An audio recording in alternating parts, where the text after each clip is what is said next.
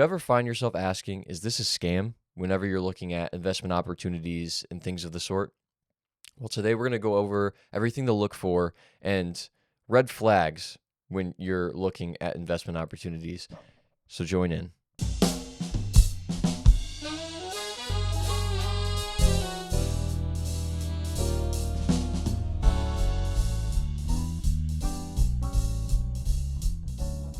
FBI, good place to go, since I'm sure they get the lion's share of the calls and having to fill out the reports of the people coming in saying I was scammed. Shockingly enough to many people my age, a lot of pre-retirees or retirees are still in the dating scene. And look at the email it came from. That's usually one of the places you can find out it didn't come from where it should have come from. It had this extension that made no sense, .com or whatever. So you can kind of... Welcome back, everyone, to the Legacy Life podcast today. As you just heard, we are going to be talking about, is this a scam? Yeah. The big question when it comes to investments, especially in a digital age, when most of the time you're not talking to somebody in person anymore. You're talking to somebody over the phone, or you saw an ad and now you're looking at someone's website, watching someone's podcast, for example. And you need to ask yourself, is this a viable option? Is this real? Or is someone manipulating me? Or am I going to get hoodwinked? And so we're really going to talk about that today, because when you're looking at investing your hard-earned money and putting that at risk, you should be cautious and you should have the freedom to ask the question, is this a legit, viable option for myself? So let's walk through some of these scams targeting retirees today, and the real cost behind them and exactly what you can do to protect yourself from them. How are we doing this morning? We're doing okay. This kind of, when we came up with this topic, it was because, of course, we like doing a lot of research here. We read a lot of studies and we look at a lot of statistics and different things all the time for all sorts of different things. And this one kind of I felt like I was run over by a truck when I saw some of the stats on this specific thing. And it also kind of came out of a personal experience in the last year. We've had a couple opportunities. I call them opportunities now. At first, they're sad stories of people who have come into conversations with us who had just been through an experience of being scammed. Yeah. And some people out of quite a bit of money. And so, it's always kind of been on my heart and mind to want to talk about this at some point. And as you kind of dive deep into it, you hear stories like, oh yeah, scams are on the rise, but that's just a phrase. Right. Then you dive into the numbers, you're like, oh wow, yeah, it is. Mm-hmm. And the numbers are staggering. Right. And to get ahead of it too, because many of these scams are running out of, different countries in the world. And so once they take your money, Yeah, local law enforcement can't help you get it back. exactly. Yeah, you're Mhm. right. And that's a good point. They're not all necessarily your next door neighbor Exactly. or in your town. They Yep. could be in another nation. Statistically, it's more likely they're in another nation. Right. And I know there might be some people sitting at home saying, man, how, people have too much time on their hands. There's someone that actually does this for a living. Yes, there are people who get up every day knowing they're going to go out and try to scam people out of money. Yep. They look in the mirror, brush their teeth, move on with their day, and they know this is what they're about. Yes, there are people that do this. Yeah, there are. Yeah. And it's just it's a job for them. Yep. They're trying to provide for themselves, and if they have a family, for their family. I know. I am not endorsing it at all. No. But this is their mindset. As mind-boggling as it is, Yeah. there are people that they know exactly what they're doing. Yep. No, this is actually one of my biggest things. It pisses me off when people say they got scammed. Like, it's Right. a terrible thing. It is. Yep. So, let's want to get into some numbers here. Yeah, let's do let's it. just start getting to the bad news. Not really, but yes, we got to talk about it. Yeah. So, starting with some numbers. Okay. So, FBI, good place to go, since I'm sure they get the lion's share of the calls and having to fill out the reports of the people coming in saying I was scammed. 2024 seniors especially since that's a large segment of who we deal with, the 55 and older crowd. They lost a staggering, $4.8 billion in 2024, resulting in from scams. Now, that is a large number, but realistically, it's probably bigger. That's what I was just thinking. It is probably bigger. Yeah. Before I tell you why it probably is bigger, so 2023, you go just a year earlier, okay, and then you go to 2024, $4.8 billion. That's 43% increase from 2023. That's a huge acceleration. People talk about if you got a 43% return in the market, you'd be very happy. Mm-hmm. But a 43% return on scam, Right. the scammers are happy. Wow. Yes. That's just, it's terrible. Mm-hmm. And at the same time, then the number of complaints that people are giving of potential scams, or I'm not sure, I think this guy was trying to scam me, was up like 46%. Now, so there's a couple of things I want to dig into there. Okay. Okay. So first and foremost, the 4.8 million I just said is probably not as large as it probably is, because when people report, they're asked, well, how much were you swindled out of or scammed out of? A lot of people underreport that number. Okay. And that can be due to shame and embarrassment and all sorts of different emotions they're feeling. So sometimes they don't even get the real picture of how much was actually taken because they're embarrassed. And I understand, no shame here. That makes sense that would be a default emotion that people would probably go to, because that's, it's not an easy thing to say, yeah, I was scammed, and Mhm. raise your hand. Yeah. So they probably estimate that number is probably larger. Yeah. Okay. That makes And sense. yep. And the second thing, with the number of complaints increasing by 46%, that does not necessarily mean that all the complaints that people are making mean that they were almost scammed or were looking at a scam or were scammed. Okay. Some people that doesn't mean every complaint is 100% true. Okay. It just shows that I think people are a little more like the itchy trigger finger. People were just a little more aware because this news is all over the place. So people were, I think, just a little more nervous about these conversations they're having. And so complaints are on the rise because people are knee jerk because they're afraid. So there's a lot of fear surrounding this, and rightfully so. But what that does is, unfortunately, these scammers cause the fear, the panic, and the uncertainty, and the fight or flight response in people, so much so that even the real, legitimate, genuine, authentic advisors out there sometimes get wrongfully accused sometimes, just because people are more nervous. And so it gives good advisors sometimes a bad name.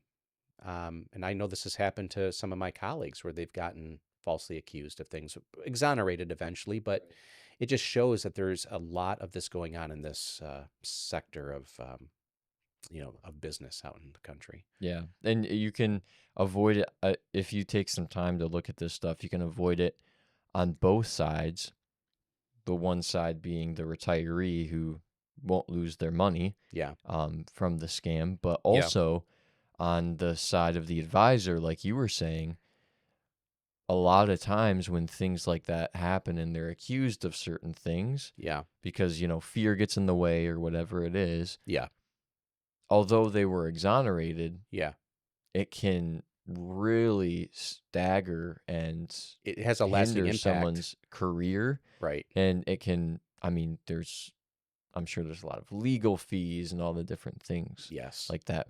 And so just taking some time to pay attention to what's really going on and looking at what scams actually look like Yeah. can be really helpful. Yeah, it can. So, Yeah. let's start. Here's what some of these scams actually look like. Okay. Yeah, let's go through And some. some of them may be obvious, but some of them are not as obvious. Sure. Right. So first one, the imposters Yes. scam type. Yeah. So whether they're saying I'm from a government or the bank or whatever. So it's a fake call that will pop up pretending to be like the IRS or Social Security Right. or the bank, claiming to be suspicious activity. Yep. That's the big one. I had a friend of mine. We used to work for this is several years ago now. He would always get calls like 6 times a day we knew they were scam phone calls, and sometimes he put them on speaker so we could all hear the person on the other end. Oh yeah. And you talked about governments. I mean, this person obviously was, I don't know, well trained in the scam they were trying to pull, but they called and said, "Yes, I'm calling from the government of the United States." Right? with an Indian accent or something. Right, Yeah. right, with a foreign accent. Yeah. And now we laugh at that, and with my friend, he was well versed enough and young enough to know, but obviously it must be working because these people are calling all the time. Mm-hmm. Okay, so yeah, they can call imposing to being the imposter, posing as a government, the IRS, your bank or credit union, and sometimes they'll even brand it around the specific bank that somehow they know you're a part of. Yep. Yeah. If it's a big chain or something like that. Yep. So that's the first one. Yeah. And what are some ways that you can like kind of distinguish?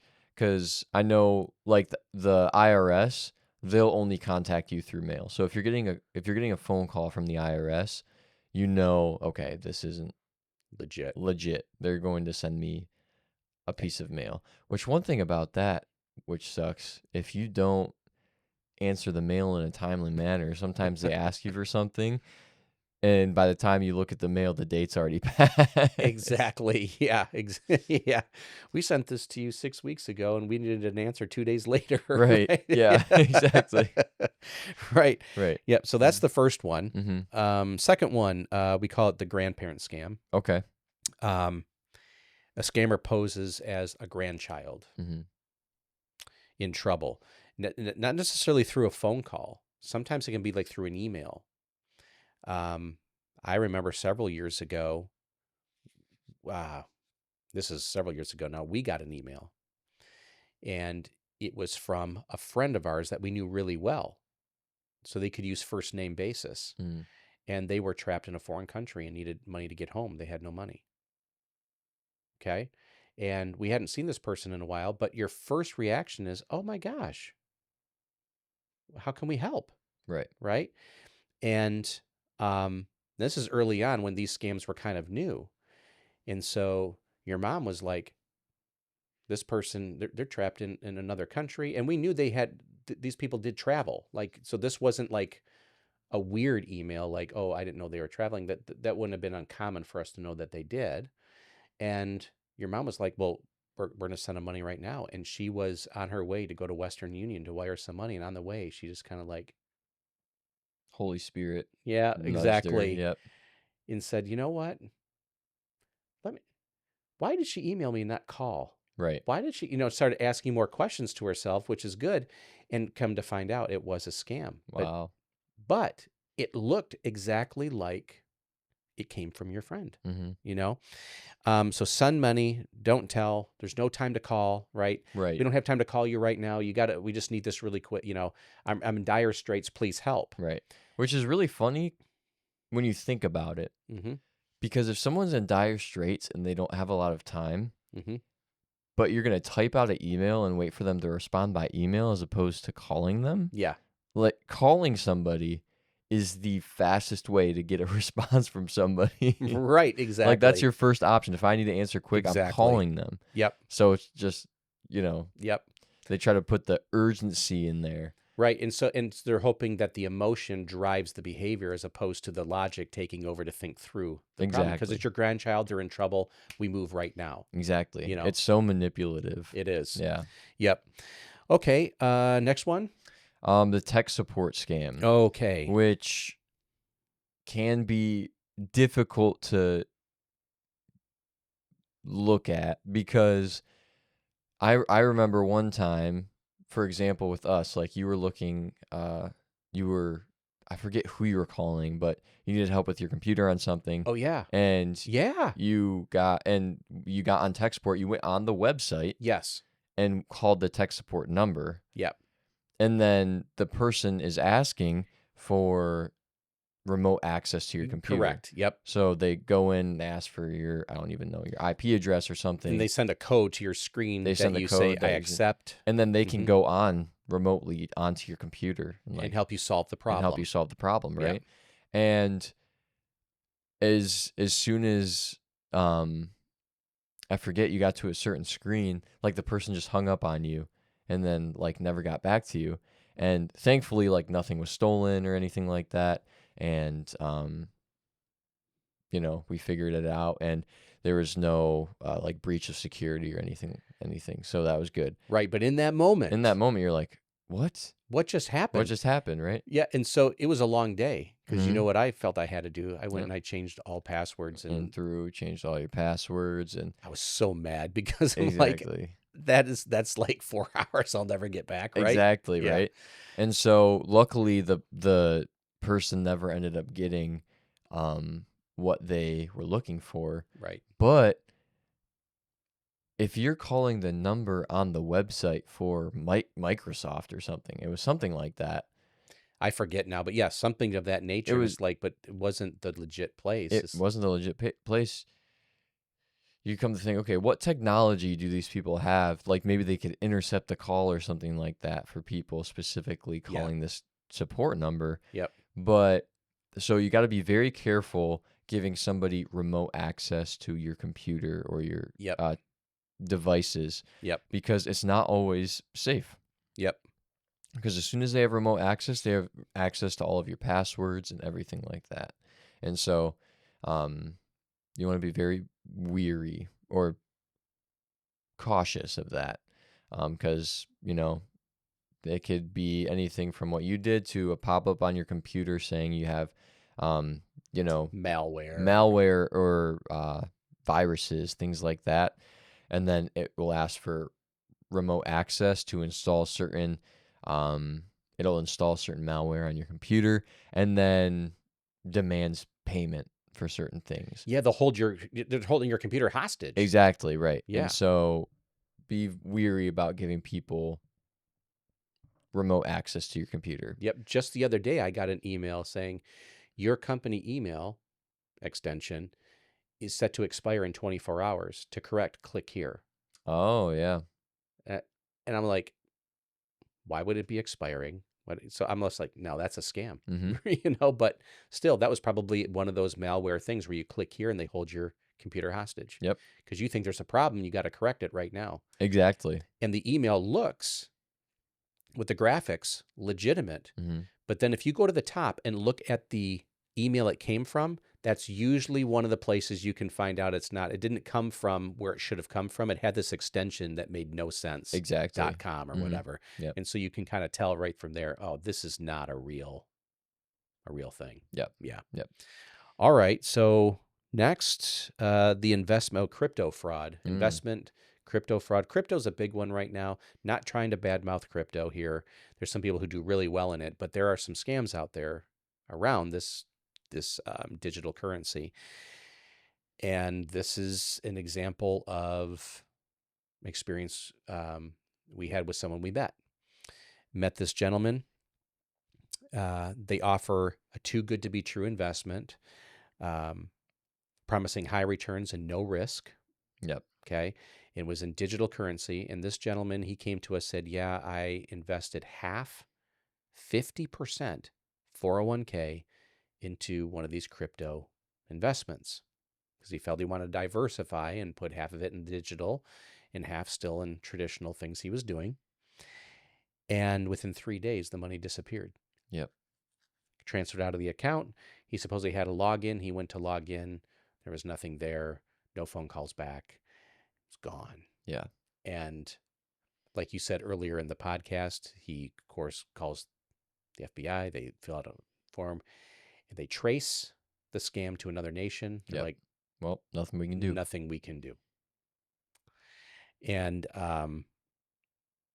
so aside from, his wife wanting to hire a hitman, on him, right? Able to talk them through what they had left and actually rescue their retirement. That was a good day, reminding me of why I get up every day and do what we do. That was a good feeling to be able to still be able to help them, but still a tragedy in the sense that was that's a lot of money. Yeah. Was taken from them. Mm-hmm. So you got to be careful with those too good to be true things. You got to do your due diligence. Talk to another financial professional I'm thinking about doing this investment. Get some advice, um, um, go from there. So, okay, what's the next one? Yeah. I think one thing to it's a lot of the time, just take a step back Yeah. and wait a minute and try to, think logically about the situation. Yeah. Because a lot of these scams get you moving fast. Yeah. And then you are making decisions based on emotion, and it's all based on fear, Mm-hmm. and it makes you make some bad decisions. Yep. The next one, and shockingly enough to many people my age, a lot of pre-retirees or retirees are still in the dating scene. Sure. And so there are the romance scams as well Mm-hmm. when it comes to dating apps and things like that. When a new friend you met online either manipulates you using your bond to take money from you, Yeah. and they use newfound trust as a weapon against you. Yeah, because when you're online connecting with somebody, having conversations, there's a type of connection that can happen that doesn't necessarily happen in person, that can happen quicker in a social media setting. Through, they call it like a soulish connection, can happen very quickly through media when you're writing and communicating that way, and that can build a bond very Mm-hmm. quickly. And if they're not a real person but just someone scamming you for money, then yeah, Mm-hmm. that's how they've been able to extort money from seniors that way, um, to the tune of millions and millions and millions of dollars through Yep. that. Yep. Yep. Mm-hmm. So dating isn't what it used to be. No, it is not. Yeah. Mm-hmm. So be careful there. And then last, this one here is, they're all unnerving, but Yeah. this one is a newer one, and gosh, I don't even know if I understand how we're gonna come up with ways to combat this, but I just don't know what they are yet. But what we call these deepfakes, Yep. AI, artificial intelligence empowered deepfakes, Yep. where they can actually now take someone's voice, their picture, create videos, and it looks like that person's really there telling you. There's ads online now. It looked like Joe Rogan is selling this product or that product, and he's probably not even his commercial. He probably didn't even Exactly. do it. Yep. Same thing with Dave Ramsey. Dave I've seen a Ramsey bunch too. of those as well. They take his Yep. face, they put a show in the background to make it look like he's saying this stuff, but he's not endorsing it. Right. It's not even him. Mm-hmm. But if you watch it, you wouldn't know that. Exactly. It sounds like him. It looks like him. It has his intonation. It looks legit. Mhm. It's so that,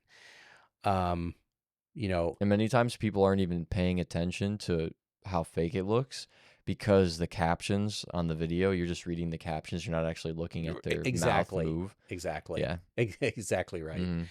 But yeah, if you take a really close look, you can see, okay, it is off. Yep. Mm-hmm. But they're using this on, how are they using these? Well, you could get a phone call and it could sound like my daughter. Yep. Could sound like you saying, Dad, I'm broken down on the side of the road.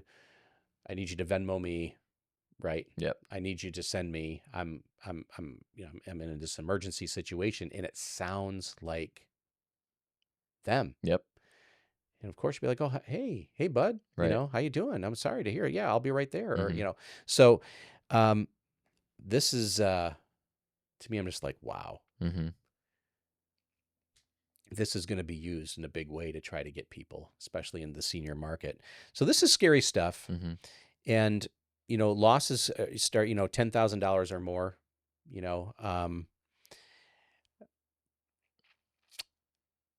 I want to say that, why does this happen? Well, seniors are targeted mostly because, one, that's where the majority of the assets are. They've had a lifetime of accumulation of saving for retirement, so that's where a lot of the money is. Yep. So they're a big target. And because they're an easier target sometimes, because many seniors, not all, but many, are maybe isolated socially. And they may not be as literate tech-wise because it wasn't from their generation, at least not yet, until the other generations grow into it. But they may not be as tech savvy, so it makes digital deception easier. And because cognitive skills do decline as we age, or they can, and that sometimes makes it easier to manipulate the thinking of someone who's older. Yeah. With some of these things. So, cloned voices, making scammers, sound much more legit and whatnot. This is why they target. The money's there. Sometimes the tech savviness is not there to understand what they're looking at. And if they have a cognitive decline of some sort, I'm not saying full-blown dementia Right. necessarily, but don't have as much cognitive capacity as they used to, it can make them easy prey. Yep. So, um, so what else we want to say here? Mhm. I mean, we came up with some solutions here to watch out for. Yeah. I would say let's turn that the fear and the emotion they use against you Mhm. back against them, Yes. if you will. Yep. I would just encourage people, and I've just because you and I have both heard it a lot. These scams get you moving quick and making decisions based on emotion. Yep. There's always some sort of sense of urgency or something that they're holding over your head that they don't actually have. Yeah. So you're just like, all right, let's take care of this. So it's just done with. Or okay, I gotta take care of this now.